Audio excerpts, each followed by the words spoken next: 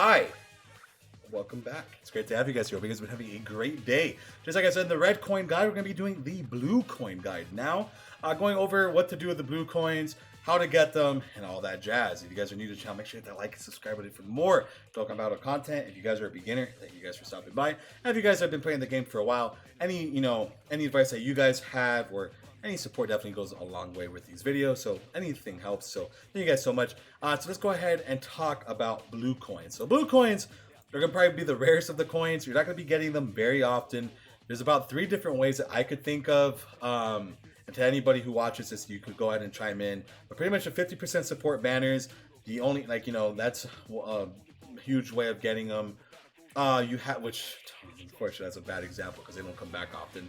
You have the category summon banners. I believe those give you blue coins as well. If you want to skip those, I'll never touch those. And then the only other banner that I would actually probably advise anybody to summon on, which is the double rate carnival banners, do give blue coins. We had like Spirit Bomb Goku come on that, on a banner like that with the blue coins. And those banners are pretty good to summon on because again, you're getting double rates. So that's the best percentage chance of you pulling new LRs. But I believe those are like the 3 ways. And obviously, if you have any of these units, I don't think anybody's gonna do this. This part is more of a truth thing, the truth TT.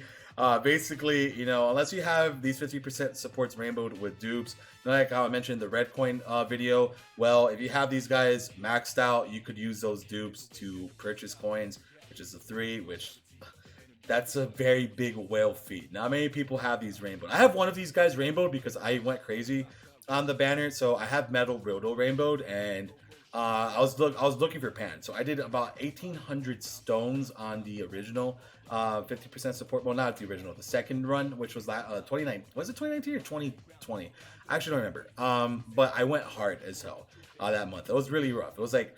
That month was Android 13, it was the 50% supports, and it was also Spirit Bomb Goku on the same month. It was like the craziest time period for me, and I summoned on everything, and the 50% support banner was the worst of them.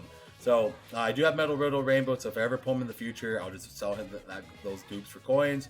But yeah, it's pretty rough. So fortunately, getting blue coins, it's going to be hard. So obviously the question of who to purchase them with, like whenever you hit that point and you actually can purchase one of these units, as this video is going to be about which one to kind of purchase, because again, obviously the only units that you can really buy with blue coins are the 50% supports, which is great. These units are all freaking awesome. I would love it at some point if these guys got EZAs, because I'll just definitely push them to like a new narrative, about being like some of the best cards in the entire game. They're really good still, but yeah, the 50% attack and defense that they provide is amazing. So anyways, who should you purchase with your blue coins when you get them? I'm gonna do a quick tier list on who. So top 2 for sure, Kabe and Gohan are my 2 favorite. The reason for that is that they both stack for 9 turns, so they stack attack and defense for 9 turns. And obviously Super STR is packed. You have so many freaking LRs on it. You have so many Dokkan Fests, like you got Videl, you got Vegito, the SDR Vegito, you have UI Goku, so on and so on. For Int, you have some big time units. Obviously, you have the new GT Vegeta, you have the 6-year LR Vegeta, so you got the LR Trio, which will get easy at some point. You have the LR 30-year Vegito, which will also get an easy at some point. So these 2 will definitely be very beneficial, and they're going to be stacking up in attack and defense. So these 2 will probably be the best choices. I mean, it's really up to you at that point what is the one that you prefer, but they really do the same thing. They have the best passes out of all these guys. So the best super attack. Basically, the big difference between all of them is just their SA effect, and basically the team.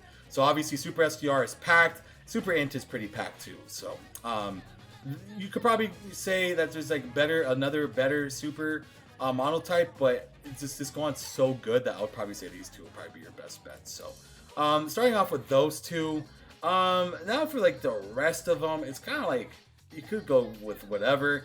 Hit's really good because he stacks the defense.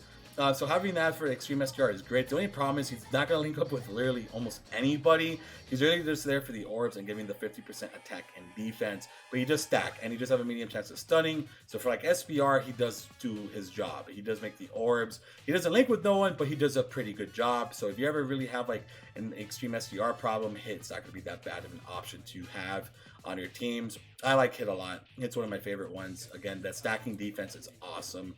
And what's good about the stacking defense, it's like if you're using him as his passive, you know, gain that extra, you know, grabbing a bunch of STR orbs, you know, he's going to be getting a lot of attack and defense.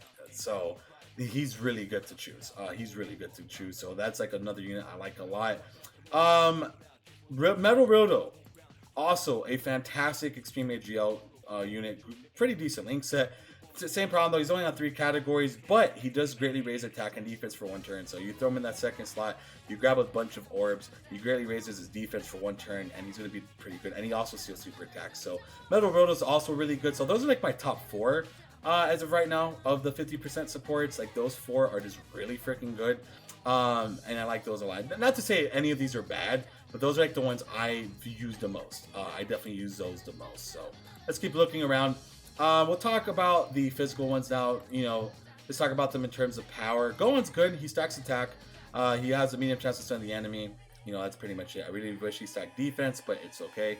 But the stacking attack is nice. The only problem is his link set. But again, it depends on your box, I would say, on who to purchase as well. Like if you're talking about overall, again, Gohan and Cavi are going to be your best. Metal Roto is awesome and Hit's really good too. But the only issue with that is it depends on your monotyping and what you need buffs for, or you just really want like a unit to really solidify how good your other units are going to be, right? Then you got this Boo. So Boo's really good. He doesn't stack or anything, but he heals 18% of HP. That's just like his big thing. So he heals 18% HP. So he's not a bad unit to have. Extreme physical. He, you know, again, they all do a good job of supporting, and ultimately that's very important. Like they all do a good job at that role that they're supposed to do, right? So ultimately he's really good to have on your team. But he's really there for the healing. So the healing definitely is very nice. So we kind of looked at SCR. We looked at the physical ones. We did not look at Vegeta. Vegeta, I would just not purchase. He's good. He just stack. He does have a medium chance to stun the enemy. Problem with him, it's like there's like no extreme int LRs or extreme int Dokkan Fest on a lot of his team. So there's not many units. You could use him for a Rose on, I think it's Inhuman Deeds. I'm pretty sure. I think that's like where you could use like Rose. But other than that, I mean, he's not gonna actually be buffing much. So kind of keep that in mind. Like Extreme Physical has a good amount of units. Super Physical, obviously. Extreme STR is pretty solid. Super STR is good. Super Int is good. But Extreme Int for him, anyways, on his teams, it's gonna be a bit harder. He's not gonna have that many units to really buff up, unless you're just rocking like a full Extreme Int team, right? Then you'll be fine. He doesn't, like, on any of his actual teams, fortunately, he's not really doing a whole lot in terms. I mean, he's making orbs. That's like the best, right? So, like for example, like for GT Goku and Vegeta, since they're nukers, if you're rocking a Pure Saiyan's team, you could have this guy floating around. He's not buffing them, but making more orbs is not a bad thing. So, keep that in mind. You know, we'll bring out the tech ones. We got Imperfect Cell. So Imperfect Cell is probably like one of the weaker ones. He just greatly lowers attack and defense. That's pretty much it. Just like all the other ones, you know, Nuker, giving support, giving key. Extreme Tech definitely needs him.